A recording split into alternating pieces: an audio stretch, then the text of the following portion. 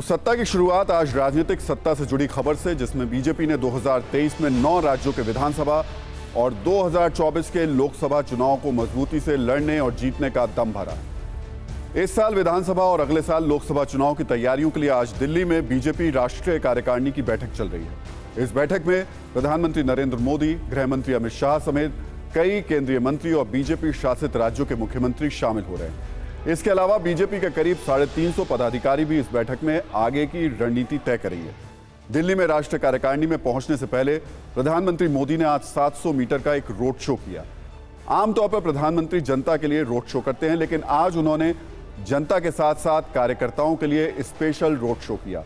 करीब 15 मिनट तक चले इस रोड शो के दौरान बीजेपी कार्यकर्ताओं की भारी भीड़ देखने को मिली। रोड शो में पहुंचे लोग मोदी मोदी का नारा लगा रहे थे और दावा कर रहे थे कि 2024 में फिर से नरेंद्र मोदी पीएम बनेंगे। इस रोड शो पर एक छोटी सी रील आप देखिए, फिर हम आपको बीजेपी की राष्ट्रीय कार्यकारिणी पर तैयार सत्ता की कुंजी भी दिखाएंगे।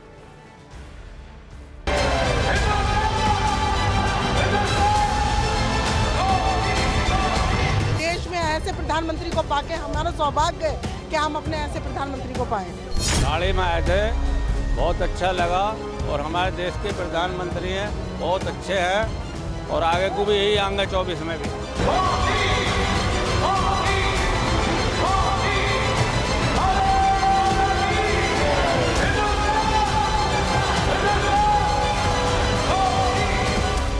बहुत अच्छा लगा हमें मिल गए और बहुत बेहतरीन और बहुत अच्छे नेता हैं हमारे देश के।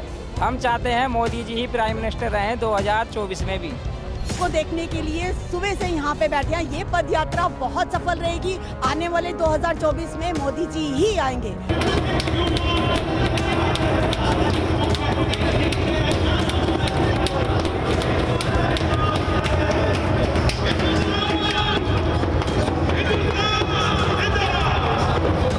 मोदी जी जो है हमारे देश के लिए जो कर रहे हैं उसके लिए उनका बहुत बहुत धन्यवाद। और उन्होंने जो अपनी पहचान जो है विदेश में भी हमारे देश की बनाई है, उसके लिए बहुत बहुत धन्यवाद।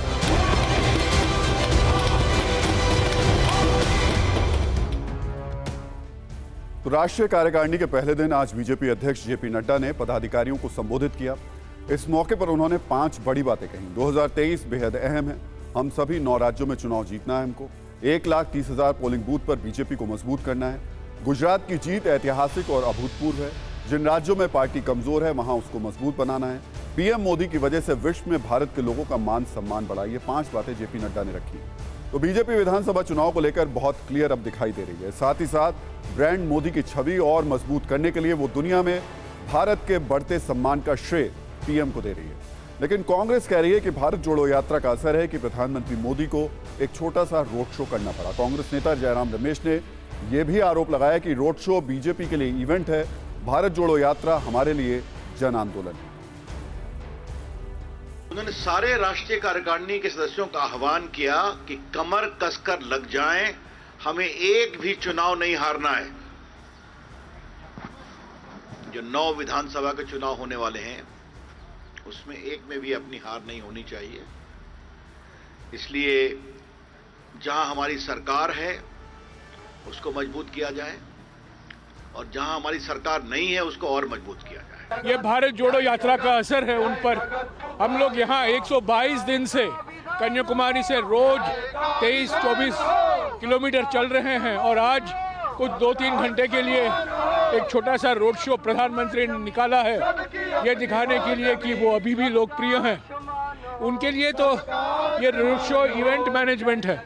हमारे लिए भारत जोड़ो यात्रा एक मूवमेंट है, एक जन आंदोलन है। ये घबराए हुए हैं, भोखलाए हुए हैं। और अब समझिए कि बीजेपी राष्ट्रीय कार्यकारिणी की यह बैठक इतनी अहम क्यों है। 2023 में देश के 9 राज्यों में विधानसभा चुनाव होने वाले हैं। लोकसभा से पहले 2023 में राजस्थान, छत्तीसगढ़, मध्य प्रदेश, कर्नाटक और तेलंगाना जैसे बड़े राज्यों के अलावा पूर्वोत्तर के त्रिपुरा, मेघालय, नागालैंड और मिजोरम में चुनाव हैं। इन 9 में से 3 राज्यों में बीजेपी के सीएम हैं, 2 राज्यों में कांग्रेस के सीएम हैं, बाकी 4 राज्यों में क्षेत्रीय दलों की सरकार और उन्हीं के सीएम हैं। जिन 3 राज्यों में बीजेपी की सरकार और मुख्यमंत्री हैं उनमें 2 राज्य बड़े हैं। तो बीजेपी इस बार कोशिश कर रही है कि दक्षिण में कर्नाटक के अलावा वो दूसरे राज्यों में एंट्री करे। कर्नाटक में पहले से बीजेपी की सरकार है उस सरकार को बचाए रखने की कोशिश है तो कर्नाटक के साथ साथ तेलंगाना में भी पार्टी एक्टिव है। बीजेपी पहली बार तेलंगाना जीतने की कोशिश भी कर रही है। मध्य भारत के राज्यों में मध्य प्रदेश में बीजेपी को सरकार बचाने की जिम्मेदारी है, तो राजस्थान और छत्तीसगढ़ में बीजेपी को सरकार बनाने की कोशिश में लगी है। 2018 में बीजेपी इन तीनों राज्यों में हारी थी। मध्य प्रदेश में कांग्रेस में टूट की वजह से बीजेपी ने सरकार बना ली थी, लेकिन इस बार इन तीनों राज्यों पर बीजेपी की नजर है। पूर्वोत्तर भारत की बात करें तो यहां सिर्फ त्रिपुरा में बीजेपी के सीएम हैं, मेघालय और नागालैंड में बीजेपी गठबंधन में है, लेकिन मिजोरम एक ऐसा राज्य है जहां बीजेपी का परफॉर्मेंस काफी अच्छा नहीं रहा है। मिजोरम एकमात्र ऐसा राज्य है जहां बीजेपी सत्ता से बहुत दूर है। बीजेपी इस राज्य को भी जीतने की कोशिश कर रही है। बीजेपी की राष्ट्रीय कार्यकारिणी को सिर्फ विधानसभा चुनाव के हिसाब से नहीं देख सकते हैं, लोकसभा चुनाव के हिसाब से भी ये राज्य बेहद महत्वपूर्ण है।